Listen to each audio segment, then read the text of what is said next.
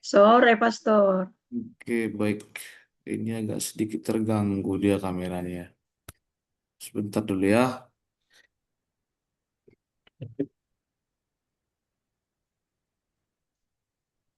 Selamat sore. Wah, apa Selamat kabar? sore, Pak Fer. Apa kabar semuanya? Baik, Baik, Pak Fer. Baik ya, masih semangat? Masih, Pak semangat. Fer. Mantap. Masih, Romo.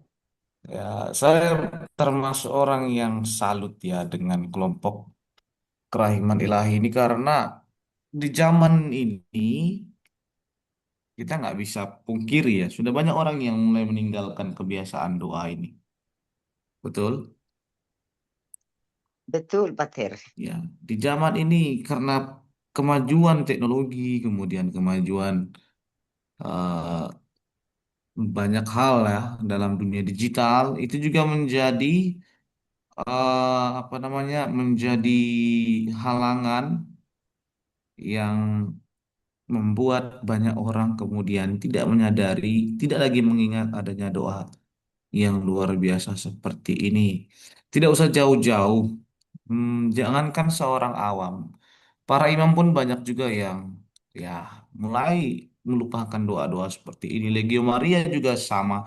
Legio Maria, doa kerajaan ilahi, ya tantangannya sama. Sudah mulai terlupakan oleh karena kesibukan-kesibukan dunia. Maka saya jujur secara pribadi saya salut ya dengan kelompok ini masih setia. Orang-orang yang masih setia untuk terus mendoakan doa kerana ilahi ini. Padahal kan rahmatnya luar biasa ya kalau seandainya orang-orang ini juga bisa setia. Tetapi itulah tantangan bagi kelompok yang masih bertahan. Ya, Bapak Ibu ya, masih dengar suara saya ya. Masih, Pater. Justru itu tantangan bagi Bapak Ibu yang masih bertahan dalam kelompok ini. Ya, jadi itu menjadi apa namanya? eh Justru tantangan sekaligus rasa syukur yang harus dimiliki oleh Bapak Ibu. Kalau tidak, nanti bisa-bisa bagaimana kita bisa mengembalikan semangat orang lain kalau kita sendiri pun tidak bisa menjaga pertama, yang kedua tidak bisa memikirkan bagaimana cara membuat orang lain tertarik dengan kita atau ikut bergabung bersama kita. Maka renungan saya sebenarnya lebih ke melihat kembali dasar dari doa kerahiman ini, yakni tentang Yesus Engkaulah andalanku ya, lebih ke situ sih sebenarnya Bapak Ibu. Maka saya coba, karena mungkin saya sebelumnya minta maaf kalau memang kurang kurang misalnya nanti, ya di lain waktu mungkin kita bisa lebih mempersiapkan dengan baik. Karena saya juga uh, bukan dadakan juga ya, tapi ya saya juga merasa coba dari sebelumnya dikasih tahu mungkin saya bisa mempersiapkan lebih baik gitulah Pak Ibu ya. Tapi tidak apa-apa, kita coba saja eh, apa yang saya renungkan dari yang mungkin saya pernah eh, mendapatkannya dari beberapa umat yang men-sharingkan tentang kerajaan ilahi ataupun dengan pengalaman saya sendiri di mana saya juga menjalani panggilan ini tidak terlepas dari yang namanya efek dari doa kerahiman ini. Mungkin bentuk doanya itu mungkin berbeda. Mungkin dari Bapak Ibu yang setiap jam 3 sore harus berdoa demikian. Mungkin ada orang-orang tertentu yang memiliki apa pengalaman berdoa kerahiman ini dengan caranya. Mengerti maksud saya? Artinya kan tiap orang kan beda-beda tuh cara berdoanya. Beda-beda pengalaman setiap orang untuk mengungkapkan doa. Kalau Bapak Ibu dengan cara begini, kerahiman ilahi artinya mempertahankan yang sudah ada. Tetapi ada beberapa orang yang memang dengan caranya sendiri, termasuk saya. Ya, saya jujur untuk kerahiman ilahi untuk secara rutin jam 3 sore memang tidak ada. Saya tidak terlalu membuat waktu khusus untuk itu, tetapi eh, saya sangat salut dengan mereka-mereka yang setia seperti Bapak Ibu ini. Maka ketika disuruh tadi memberi renungan tadi pagi ya, Ibu mana Ibu Regina yang mana Ibu Regina? Ibu Hadir, Regina Pater. mana? Ada Ibu Regina ya. Nah, Ada. tadi pagi Ibu Regina mengabari ke saya dan saya langsung setuju kan. Karena sekaligus juga menyadarkan saya, mengingatkan saya, hey, ada doa keramaian ilahi yang mungkin selama ini sempat saya lupakan karena kesibukan dan lain hal. Maka saya coba untuk berenung dengan waktu yang ada. Maka Bapak Ibu saya menemukan renungan demikian. Ya, tema yang saya angkat itu adalah tentang apa yang menjadi pesan kepada Faustina ya, di mana di situ ada pesan bahwa Yesus adalah andalanku. Di situ menjadi kekuatan dari Faustina sendiri. Sebenarnya kalau mau tema renungannya lebih dalam lagi, saya coba mengerumuskan berangkat dari kalimat Yesus, kalau andalanku itu menjadi percayalah kepada kerahimanku. Artinya itu kerahiman Tuhan ya di sini. Dan pada sore hari ini sebagai keluarga besar yang menghidupi spiritualitas kerahiman ilahi, saya juga coba menggalinya dengan perbenungan atas sabda dan juga peringatan wajib pada hari ini. Santo Yohanes Maria Vianney. Nah, di situ juga saya coba menggali, menghubungkan relasi, refleksi dari Yohanes Maria Vianney, hidup Yohanes Maria Vianney dengan pesan-pesan kepada Santa Faustina. Nah, Bapak Ibu Saudara-saudari yang terkasih, ada satu kalimat yang sangat sederhana tetapi menjadi inti seluruh devosi kerahiman ilahi, yakni Yesus engkau andalanku, Jesus I trust in you. Kalimat ini mudah diucapkan, sangat sederhana. Bahkan anak kecil pun gampang untuk menghafal kalimat ini. Tetapi bagaimana menghidupinya itu membutuhkan iman. Maka Bapak Ibu harus kembali melihat kalimat-kalimat sederhana yang selalu kita ucapkan ketika berdoa kerana ilahi ini. Apakah selama ini kita benar-benar mengimani setiap ucapan itu? Yesus, engkau andalanku. Yesus, engkau andalanku. Apakah kita tetap mengimani setiap menyebutkan kalimat itu? Nah, karena ketika kita percaya kepada Tuhan, bukan berarti kita tidak mempunyai masalah ya. Meskipun kita berdoa jam 3 sore rutin, bukan berarti kita tidak memiliki masalah. Justru karena dalam masalah kita itulah kita mempercayai Tuhan itu bekerja. Ya, Tuhan itu bekerja. Nah, maka yang pertama, kerahiman Tuhan lebih besar daripada semua luka kita. Itu harus diingat. Semua luka-luka kita ini tidak ada bandingannya dengan kerahiman Tuhan. Pasti Bapak Ibu sudah pernah mungkin mendengarkan ini, tapi saya coba untuk menggalinya melewati permenungan yang saya temukan. Santa Faustina itu kan pernah menulis bahwa Yesus berkata, semakin besar seorang berdosa, semakin besar haknya untuk datang kepada kerahiman Allah. Nah, di situ mau diungkapkan bahwa ketika semakin berdosa, disitulah kita justru semakin disadarkan untuk kembali kepada Allah. Itu artinya, mau sebesar apapun dosa kita, tidak akan pernah mengalahkan yang namanya kerahiman Allah. Mau seburuk apapun itu, tidak akan pernah bisa mengalahkan kerahiman Allah. Nah, maka meskipun kita manusia lemah, yang suatu saat kita bisa jatuh segala macam. Bahkan orang yang paling rajin kerahiman ilahi pun mungkin pernah akan jatuh di titik yang paling rendah. Atau pastor lah seperti saya pasti akan pernah mengalami atau sudah pernah mengalami titik paling rendah, paling jatuh. Tapi justru ketika ada kemauan untuk bertobat, untuk kembali kepada kerahiman Allah, disitulah Allah menunjukkan bahwa kerahimannya benar-benar melebihi segala-galanya. Lalu yang kedua, Bapak Ibu, saudara-saudari yang terkasih, Sabda Tuhan hari ini juga meneguhkan pesan yang disampaikan oleh Tuhan kepada Santa Faustina itu. Kalau kita, siapa di sini yang sudah merayakan Ekaristi? Kalau pernah, kalau sudah merayakan Ekaristi pada hari ini pasti mengingat bacaan-bacaannya hari ini ya. Nah, dalam kitab Nabi Yeremia Tuhan terlebih dahulu menunjukkan kenyataan hidup manusia. Manusia berdosa. Manusia itu manusia yang penuh dengan luka.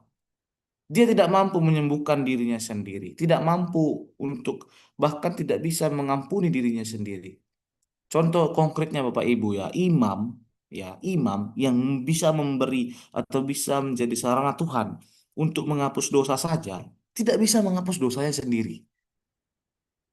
Itu mau menunjukkan bahwa yang bisa menghapus dosa itu ialah hanya Allah.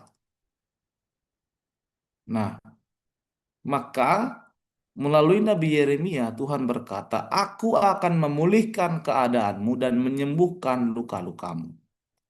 Di poin pertama tadi ketika kerahiman Allah itu menunjukkan hal yang paling besar itu adalah kerahimannya bukan dosa-dosa kita, bahkan dosa-dosa kita itu tidak ada apa-apanya dengan kerahiman Tuhan. Dia hal yang kedua ini, ketika kita benar-benar ingin kembali kepada kerahiman Allah, Allah mengatakan, "Aku akan memulihkan keadaanmu dan menyembuhkan luka-lukamu." Inilah kerahiman. Isi kerahiman itu di situ. Kerahiman itu ya Allah menyembuhkan dan Dia mampu menolong dan memulihkan keadaan kita. Bapak, Ibu, saudara-saudara yang terkasih, selain menyembuhkan, menyelamatkan, kerahiman pun dapat mengubah hati kita. Dalam Injil hari ini, Yesus itu mengingatkan bahwa kehidupan rohani bukan hanya sekedar kebiasaan-kebiasaan ya. Ini harus diingat Bapak Ibu.